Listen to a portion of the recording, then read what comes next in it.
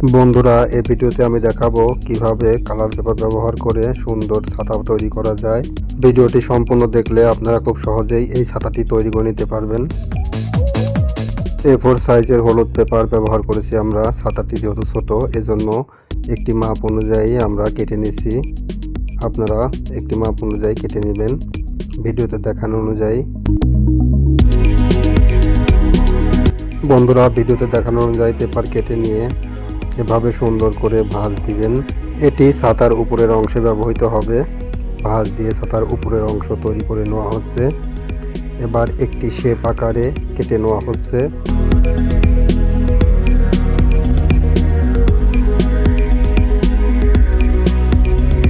বন্ধুরা দেখুন, ছাতার উপরের অংশের লুকটা কিন্তু চলে এসেছে। এবার স্কেল ব্যবহার করে দাগিয়ে দেওয়া হচ্ছে সুন্দর করে।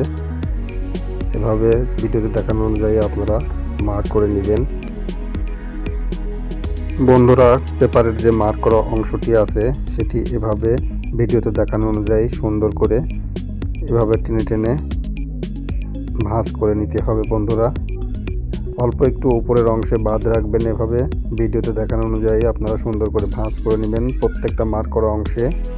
দেখুন, ছাতার উপরের অংশ কিন্তু অরিজিনালি তৈরি হয়ে গেছে। এবার কটন বার ব্যবহার করা হয়েছে। কটন বারের উপরের অংশটা একটু কেটে নিয়ে কেসি ব্যবহার করে এভাবে একটু ফেলে নিতে হবে। ফাড়া অংশটা দুই দিকে এভাবে ছড়িয়ে দিয়ে সুপারগুলো আঠা ব্যবহার করেছি আমরা যাতে মজবুত হয়। এজন্য আপনারা চাইলে এমনি পেপারে মারা গামও ব্যবহার করতে পারেন। এভাবে লাগিয়ে দেওয়া হচ্ছে।